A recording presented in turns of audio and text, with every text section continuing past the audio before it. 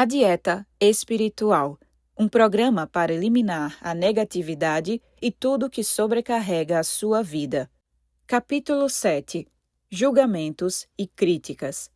Miguel tem o péssimo hábito de criticar os outros. Quase sempre, ao conversar, dá um jeito de falar mal de algum conhecido. Ele não se intimida nem mesmo quando se vê diante de amigos ou colegas de trabalho dessas pessoas. Com suas brincadeiras e críticas mais sérias, sem perceber, ele perde popularidade entre os amigos e quase ninguém mais o ouve. Existem duas razões para isso. Primeiro, é cansativo conversar com alguém que não para de reclamar e apontar o dedo para os outros. Segundo, quem ouve a crítica sabe que em algum momento também será alvo de Miguel. Por que julgamos os outros? Segundo a psicóloga Núria Aymerich, em artigo escrito para o Leadership Institute, tendemos a julgar os outros dizendo que estão agindo mal e que têm culpa de muitas situações que nos magoam ou afetam. No entanto, emitir opiniões sobre os demais pode esconder algumas de nossas próprias fraquezas. Em um artigo sobre a impossibilidade de agradar a todos, Gaspar Hernandes, jornalista e autor de O Silêncio, recorre ao budismo para abordar a obsessão pela opinião alheia, tema tratado no capítulo anterior, levando em conta que o mau hábito de julgar e criticar é, com frequência, uma reação ao sentimento de receber uma crítica. Para Hernandes, quando tentamos agradar a todos, ficamos infelizes e, mesmo que o sofrimento de fato seja inerente ao ser humano, existem medidas paliativas que facilitam nosso caminho. Uma delas é aprender a desvincular a crítica da nossa pessoa. Compreender que quem critica uma decisão ou opinião nossa não está nos criticando como pessoa. No momento em que revelamos algo no âmbito social, profissional ou até doméstico ou das relações interpessoais, ficamos expostos. Por isso, precisamos aprender a encarar a crítica, pois assim seremos capazes de nos expressar livremente, sem medo, inclusive diante de quem pensa diferente de nós. Você tem sua opinião, o outro pensa de maneira distinta. A crítica costuma estar mais relacionada com quem a emite do que com quem a recebe, ou seja, com frequência, quem critica está fazendo uma confissão. Confessa seus temores, suas inseguranças, suas frustrações. No artigo, Hernandes também aponta que o filósofo Arthur Schopenhauer já se questionava sobre a necessidade de se submeter à opinião alheia e de julgar o outro. Para ele, devemos relativizar a alegria que demonstramos ao receber um elogio e a decepção que sentimos ao receber uma crítica. Ainda segundo o filósofo, o julgamento nos fere, mesmo sabendo que ele não é feito com competência. A ofensa nos enfurece, mesmo tendo consciência de como ela é baixa. Como vimos no capítulo anterior, quando nossa autoestima passa a depender da opinião alheia, podemos desmoronar perante uma crítica negativa. Contra o hábito de criticar. Em seus pontos fracos, sua obra mais famosa, Wayne Dyer convida o leitor a realizar um exercício de observação. Olhe para si mesmo e para as pessoas a seu redor e preste atenção no tempo que gastamos com críticas. Por que fazemos isso? Simplesmente porque é muito mais fácil falar de como outra pessoa age do que ser a pessoa que age. No entanto, de acordo com Dyer, nem todo mundo passa o dia criticando o outro. As pessoas que vencem, que fazem, criam e compartilham não se comportam assim. Por acaso elas ficam sentadas falando mal dos outros? As pessoas que fazem de verdade não têm tempo para criticar os outros. Estão ocupadas demais fazendo as coisas, trabalham, em vez de criticar, ajudam os que não são tão talentosos quanto elas.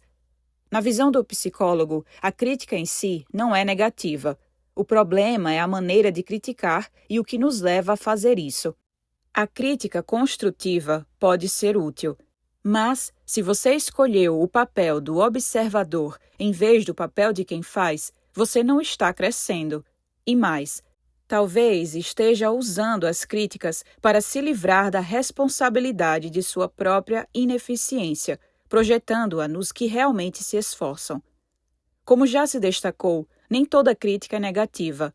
A crítica construtiva pode ser útil, mas nem todos sabem fazê-la, pois ela requer uma capacidade de se comunicar e de demonstrar respeito, que às vezes desaparece nas relações interpessoais. Exatamente por isso é interessante ler a obra fundamental de Dale Carnegie, Como Fazer Amigos e Influenciar Pessoas, na qual ele nos apresenta diretrizes e dá conselhos para construirmos uma comunicação correta. Uma lei de ouro para a socialização.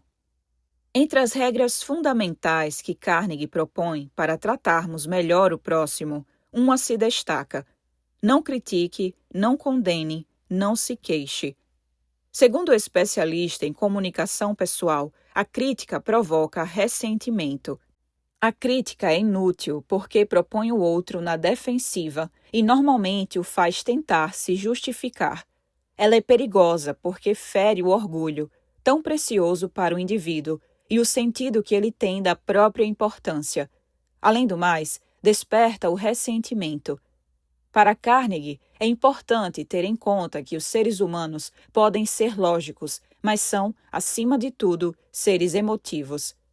Uma crítica ataca diretamente nossa emotividade e, como consequência, nós nos defendemos dela, inviabilizando uma relação ou uma comunicação saudável.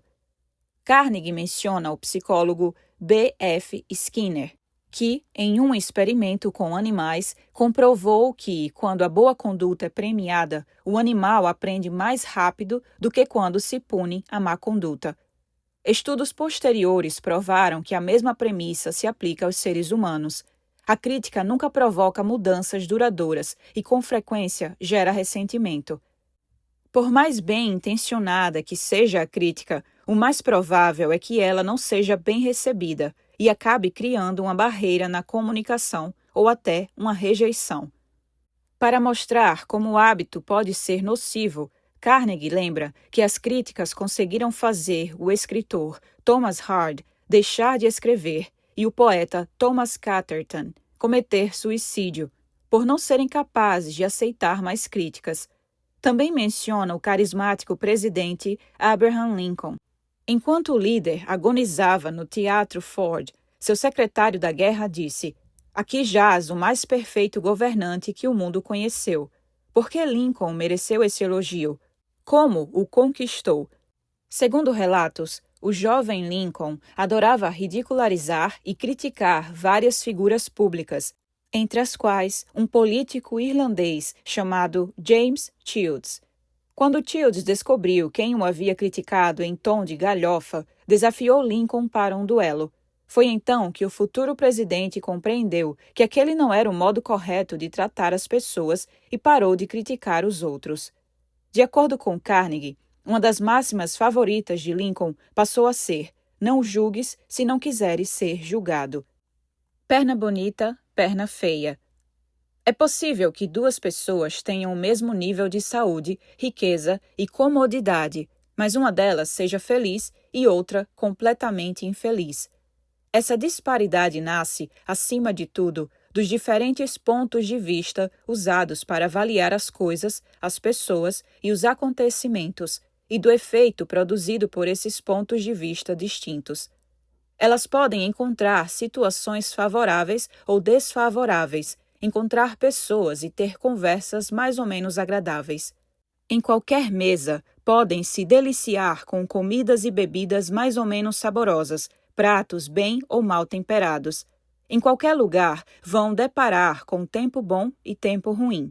Em qualquer governo, vão ser afetadas por leis boas e leis ruins, e formas boas ou ruins de aplicá-las.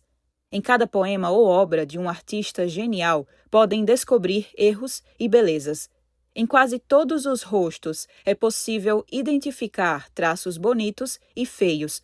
Todos exibem boas e más qualidades. Assim, entre essas duas pessoas, a mais feliz será a que se concentrar na conveniência das coisas, na parte boa da conversa, no prato bem preparado, no tempo bom, etc. Ela vai desfrutar de tudo com alegria. Já a pessoa infeliz pensa e fala sobre o que a contraria.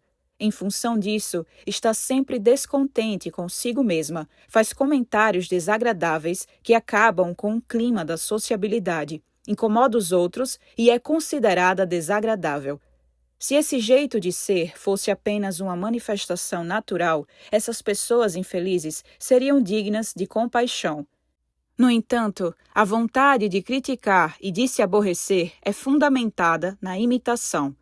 Ela surge inconscientemente e cresce até se transformar em hábito, que pode ser curado quando nos convencemos das consequências que ele traz para nossa felicidade.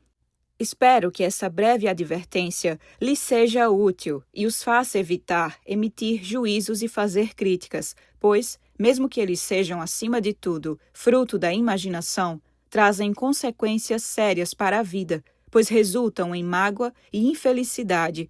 Esse tipo de pessoa é tão desagradável que ninguém gosta delas. Por experiência própria, um velho filósofo havia passado a evitar esse tipo de atitude e a se afastar de pessoas assim. Como outros filósofos, ele tinha um termômetro, que indicava a temperatura, e um barômetro, que mostrava a chance de tempo bom ou ruim. Mas, como existe um instrumento para descobrir, à primeira vista, essa característica desagradável em uma pessoa, ele usava as próprias pernas. Uma delas era notavelmente bonita e outra torta e deformada por causa de um acidente. Se durante a primeira conversa um estranho olhasse mais para a perna feia do que para a bonita, o filósofo já começava a ficar com o pé atrás. Se falava da feia e nem reparava na bonita, isso bastava para o filósofo não começar uma amizade. Nem todos podem usar as pernas como instrumento, mas basta prestar atenção no outro para observar seus sinais. E, a partir disso, tomar a mesma decisão do filósofo, evitar fazer amizade com quem mostra essas características. Portanto, se você é uma dessas pessoas que vivem criticando, reclamando, descontentes e infelizes, mas deseja ser feliz, respeitado e querido pelos outros, meu conselho é: pare de olhar para a perna feia. Benjamin Franklin. Segundo Carnegie, para alcançar uma boa comunicação, é evidente que precisamos abandonar uma das práticas. Em vez de censurar as pessoas, busque compreendê-las. Tente imaginar por que agem assim. Isso é muito mais produtivo e interessante do que criticar, e dessa atitude nascem a empatia, a tolerância e a bondade. Mas Carnegie não propõe apenas cortar as críticas e as censuras no contato com o outro. No livro citado, ele expõe 3 técnicas fundamentais para lidar com o próximo. Número 1. Não critique, não condene, não se queixe. Número 2. Demonstre apreço profundo e sincero. Número 3. Desperte nos outros um desejo vivo. A origem do manual mais famoso para comunicadores.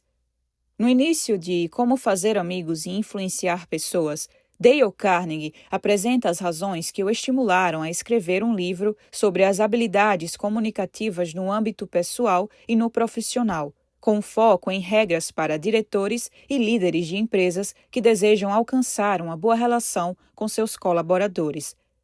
Carnegie passou anos coordenando cursos de formação para empresários e profissionais em Nova York. No começo, focava principalmente a oratória.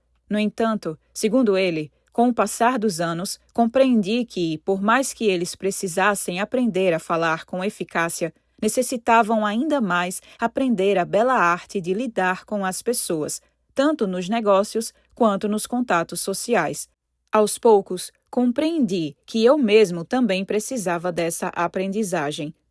Ciente de que não só pessoas do mundo dos negócios precisavam aprender a tratar os outros da forma correta, mas também as donas de casa e outros profissionais, Carnegie decidiu começar a pesquisar o assunto.